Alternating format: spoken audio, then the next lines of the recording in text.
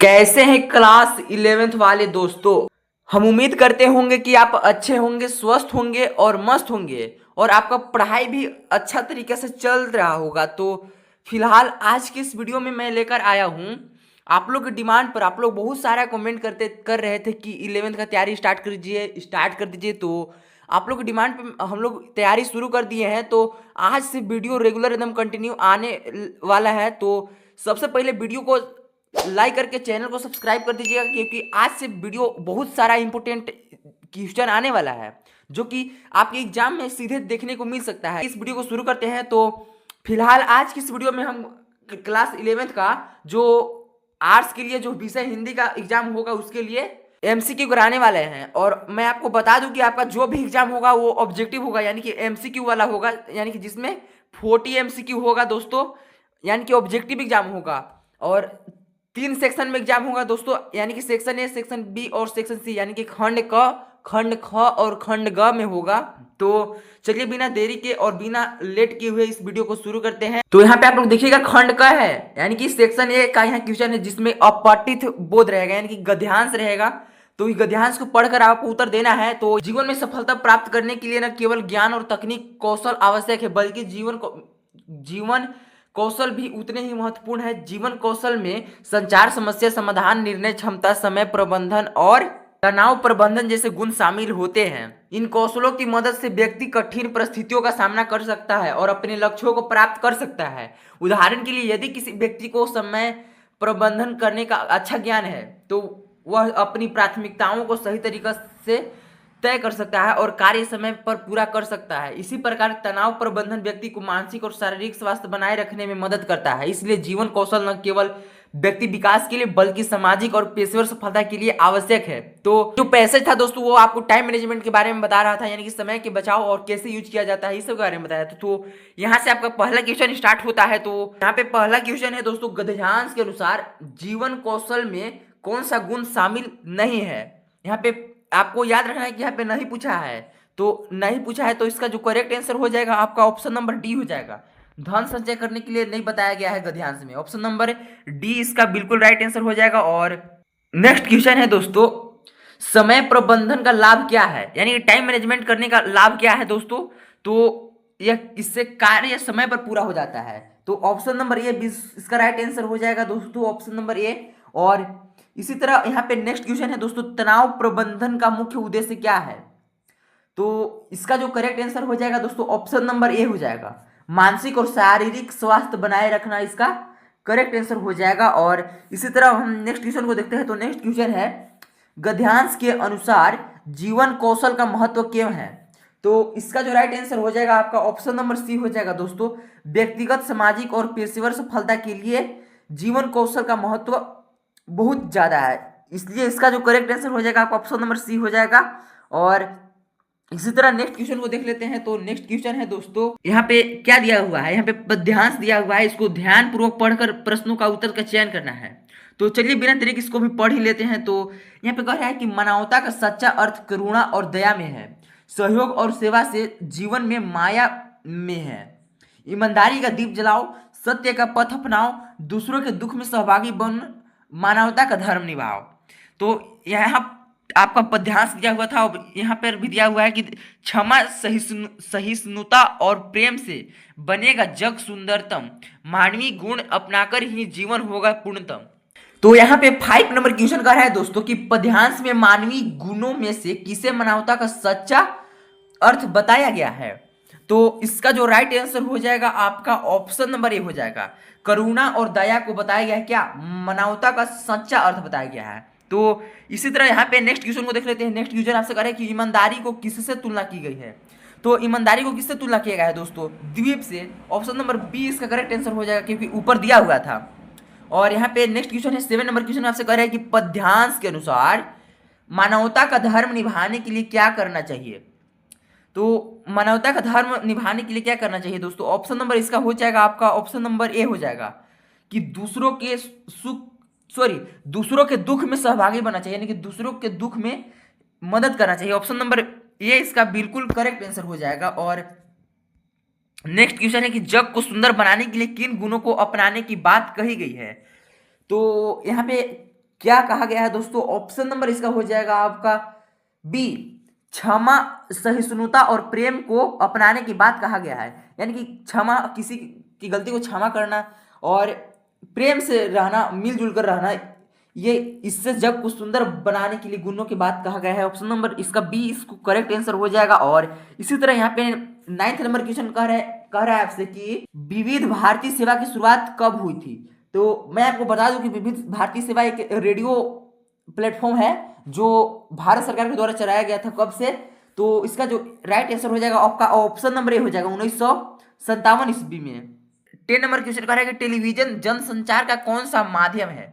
तो टेलीविजन जनसंचार का कौन सा माध्यम है दोस्तों? इसका जो करेक्ट आंसर हो जाएगा आपका ऑप्शन नंबर हो जाएगा ए, दृश्य श्रव्य माध्यम है। ऑप्शन नंबर ए इसका करेक्ट आंसर हो जाएगा। निम्नलिखित में से सोशल मीडिया का उदाहरण क्या है? तो सोशल मीडिया का क्या उदाहरण है दोस्तों? टेलीग्राम भी है दोस्तों एक क्या चीज का सोशल मीडिया का उदाहरण है। इंस्टाग्राम भी एक सोशल मीडिया का उदाहरण है जो चलाते होंगे आप लोग। और यहाँ पे फेसबुक भी क्या है? सोशल मीडिया का उदाहरण है। तो यहाँ पे सब सारे जो ऑप्शन है क्या है? सही है। तो इसलिए इसका जो करेक्ट आंसर हो जाएगा ऑप्शन नंबर डी इसका बिल्कुल करेक्ट हो जाएगा। और कमेंट में बताइएगा कि कितने लोग इंस्टाग्राम चलाते हैं और अपना आईडी मेंशन कीजिएगा कमेंट में। तो इसी तरह नेक्स्ट क्वेश्चन है कि भारतीय सिनेमा का पितामह किसे कहा जाता है? तो इसका जो करेक्ट आंसर हो जाएगा आपका ऑप्शन नंबर बी हो जाएगा, दादा साहेब फाल्के को भारतीय सिनेमा का पितामह कहा जाता है दोस्तों। ऑप्शन नंबर बी इसका करेक्ट आंसर हो जाएगा। और इसी तरह नेक्स्ट क्वेश्चन है समाचार लेखन की शैली क्या कहलाती है? तो इसका जो करेक्ट आंसर हो जाएगा ऑप्शन नंबर बी हो जाएगा दोस्तों, उल्टा पिरामिडी शैली कहलाता है। ऑप्शन नंबर बी इसका करेक्ट आंसर हो जाएगा। और मैं आपको बता दूं कि जो भी क्वेश्चन आपका एग्जाम में आएगा ऑप्शन चेंज होने वाला नहीं है। और मैं जो भी क्वेश्चन बताऊंगा 100% उसका करेक्ट आंसर बताऊंगा। और इसी तरह नेक्स्ट क्वेश्चन है कि संचार शब्द की उत्पत्ति किस धातु से हुई है? तो संचार शब्द की उत्पत्ति किस धातु से हुआ है दोस्तों? आपका ऑप्शन नंबर ए हो जाएगा, चर से। ऑप्शन नंबर ए इसका करेक्ट आंसर हो जाएगा। और नेक्स्ट क्वेश्चन है कि भारत का पहला छापा खाना कहाँ खुला? छापा खाना कहने का तात्पर्य है दोस्तों कि जो छपाई घर होता है उसी को छापा खाना कहा जाता है। तो भारत का पहला छापा खाना कहाँ खुला था दोस्तों? ऑप्शन नंबर इसका ये हो जाएगा करेक्ट, गोवा में खुला था दोस्तों। ऑप्शन नंबर ये इसका करेक्ट आंसर हो जाएगा। और नेक्स्ट क्वेश्चन है कि फीडबैक के अनुसार संदेश में सुधार कौन करता है? तो फीडबैक के अनुसार सुधार में कौन करता है दोस्तों संदेश में सुधार? तो ऑप्शन नंबर इसका हो जाएगा आपका, इसका हो जाएगा बी, संचारक।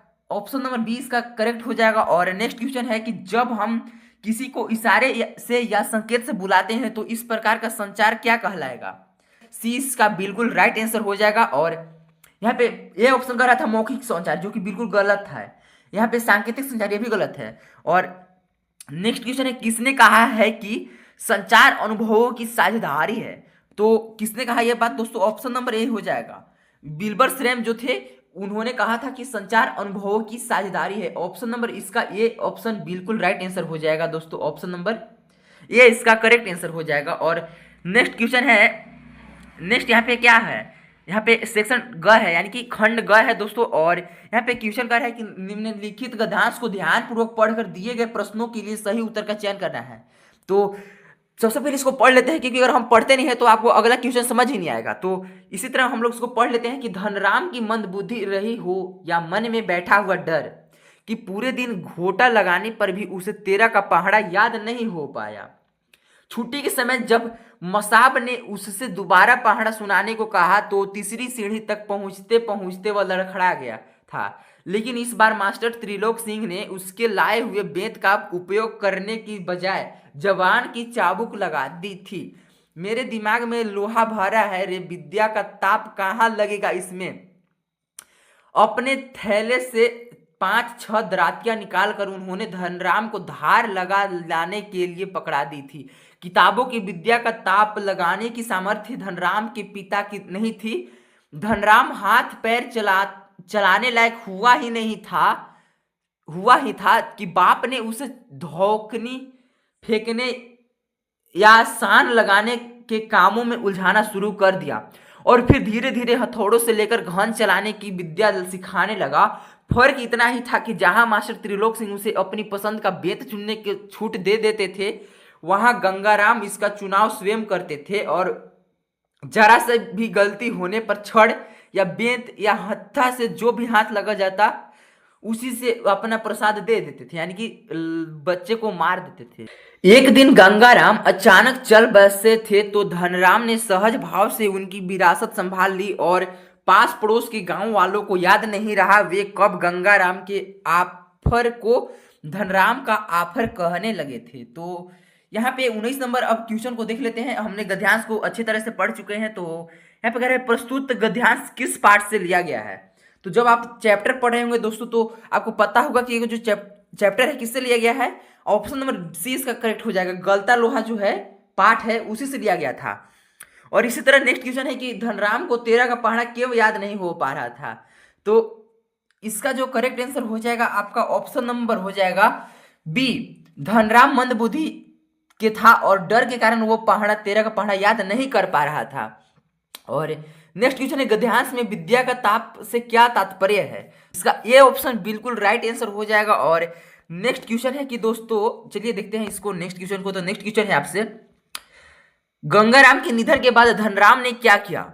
तो धनराम ने क्या किया दोस्तों, पिता की विरासत संभाल ली। ऑप्शन नंबर बी इसका राइट आंसर हो जाएगा क्योंकि अभी तुरंत हम लोग ने देखा उस गद्यांश में, यानी जो कहानी दिया गया था। और यहाँ पे नेक्स्ट क्वेश्चन है निम्नलिखित प्रश्नों के सही विकल्प का चयन करना है। तो यहाँ पे 23 नंबर क्वेश्चन आपसे कह रहा है दोस्तों नमक विभाग में किसे दरोगा की नौकरी मिली थी। तो इसका जो करेक्ट आंसर हो जाएगा ऑप्शन नंबर बी बंसीधर को।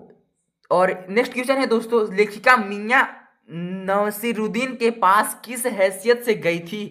तो इसका जो करेक्ट आंसर हो जाएगा ऑप्शन नंबर ए दोस्तों पत्रकार की हैसियत से गई थी। ऑप्शन नंबर ए इसका राइट आंसर हो जाएगा। नेक्स्ट क्वेश्चन है कि अप्पू की माँ का क्या नाम था। तो अप्पू के माँ का नाम क्या था दोस्तों। ऑप्शन नंबर सी इसका हो जाएगा सरोजिया नाम था दोस्तों। ऑप्शन नंबर सी इसका करेक्ट हो जाएगा। और नेक्स्ट क्वेश्चन है 26 नंबर की विदाई सभाषण पाठ के लेखक का नाम क्या है। तो विदाई सभाषण पाठ के लेखक का नाम क्या है दोस्तों। ऑप्शन नंबर डी इसका राइट आंसर हो जाएगा। बाल मुकुंद गुप्त नाम था दोस्तों। ऑप्शन नंबर डी इसका करेक्ट हो जाएगा। और नेक्स्ट क्वेश्चन है अमित को मैथ्स में कुल कितने नंबर मिले थे। तो अमित को गणित में यानी कि मैथ में कितना नंबर मिला था दोस्तों। ऑप्शन नंबर इसका हो जाएगा बी 72 मार्क्स मिले थे दोस्तों। ऑप्शन नंबर बी इसका करेक्ट आंसर हो जाएगा। नेक्स्ट क्वेश्चन है जामुन के पेड़ को सेक्रेटेरिएट के लॉन में किसने लगाया था। तो इसका जो करेक्ट आंसर हो जाएगा आपका ऑप्शन नंबर सी हो जाएगा पिटोनिया के प्रधानमंत्री। ऑप्शन नंबर सी इसका राइट आंसर हो जाएगा क्योंकि आप किताब जब पढ़े होंगे तो उसमें वर्णन किया गया था। यहाँ पे नेक्स्ट क्वेश्चन कर रहे हैं लता मंगेशकर के गाने की विशेषता क्या है। तो इसका जो करेक्ट आंसर हो जाएगा आपका ऑप्शन नंबर ए हो जाएगा नादमय उच्चारण। और लता मंगेशकर को अगर ऐसा पूछता है दोस्तों कि स्वर कोकिला के नाम से किसे जाना जाता है तो इसका जो करेक्ट आंसर हो जाएगा लता मंगेशकर। और यहाँ पे 30 नंबर क्वेश्चन यानी कि 30 नंबर क्वेश्चन आपसे कह रहा है कि राजस्थान में कुएं खोदने वाला क्या कहलाता है। तो क्या कहलाता है दोस्तों। ऑप्शन नंबर ए हो जाएगा चेचारो कहलाता है दोस्तों। ऑप्शन नंबर ए इसका करेक्ट हो जाएगा। और नेक्स्ट क्वेश्चन है बेबी हलदार के कितने बच्चे थे। तो बेबी हलदार के कितने बच्चे थे दोस्तों। ऑप्शन नंबर बी हो जाएगा 3 थे, यानी कि बी ऑप्शन इसका करेक्ट हो जाएगा। और यहाँ पे एक और पद्यांश दिया है, इसको ध्यानपूर्वक पढ़कर प्रश्नों के लिए सही उत्तर का चयन करना है। तो पढ़ लेते हैं, इसको भी छोटा सा है। तो यहाँ पे कह रहा है कि मेरे तो गिरधर गोपाल दूसरो न कोई, जाके सिर मोर मुकुट मेरो पति सोई, छाड़ी दई कुल की कहानी कहाँ करी है कोई, संतन ढींग बैठी बैठी लोक लाज खोई, आसुवन जल सींची सींची प्रेम बोली बोई, अब तक बोली फली गई आनंद फल होई। तो यहाँ पे 32 नंबर क्वेश्चन कह रहा है कि पद्यांश में गिरधर गोपाल किसे कहा गया है। तो भगवान कृष्ण को कहा गया है। ऑप्शन नंबर बी इसका राइट आंसर हो जाएगा दोस्तों। नेक्स्ट क्वेश्चन है मीरा ने कुल की कहानी क्यों छोड़ दी थी। तो इसका जो करेक्ट आंसर हो जाएगा आपका ऑप्शन नंबर बी हो जाएगा।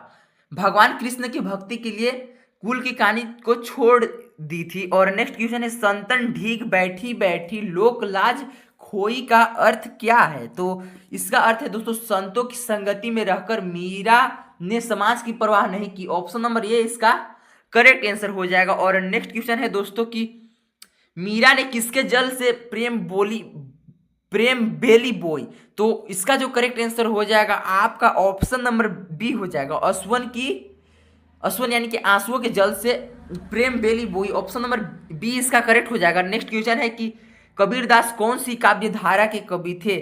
तो इसका जो करेक्ट आंसर हो जाएगा ऑप्शन नंबर बी, ज्ञान मार्गी काव्य धारा के कवि थे दोस्तों। ऑप्शन नंबर बी इसका करेक्ट आंसर हो जाएगा। और नेक्स्ट क्वेश्चन है किस आंदोलन में भाग लेने के कारण भवानी प्रसाद मिश्र को जेल जाना पड़ा? तो इसका जो करेक्ट आंसर हो जाएगा ऑप्शन नंबर सी, भारत छोड़ो आंदोलन के दौरान भवानी प्रसाद मिश्र जेल जाना पड़ा था इस आंदोलन में भाग लेने के चलते। और नेक्स्ट क्वेश्चन है कि हारे गाढ़े काम सरेगा में हारे गाढ़े का क्या अर्थ है? तो इसका जो करेक्ट आंसर हो जाएगा ऑप्शन नंबर बी, कठिनाई में। नेक्स्ट क्वेश्चन है यानी कि हारे गाढ़े का अर्थ होता है कठिनाई में। और नेक्स्ट क्वेश्चन है यहाँ पे सबसे खतरनाक कविता के कवि कौन है? तो आपने पढ़ रखा है दोस्तों कि जो सबसे खतरनाक कविता है उसका लेखक कौन है दोस्तों? ऑप्शन नंबर बी, पास। और नेक्स्ट यहाँ पे लास्ट क्वेश्चन है दोस्तों, नागड़े की तरफ बजते शब्द किसकी रचना है? तो यह किसका रचना है? ऑप्शन नंबर बी इसका हो जाएगा, सॉरी इसका ऑप्शन नंबर ए होना चाहिए, निर्मला पुतुल। ये ऑप्शन इसका हो जाएगा राइट।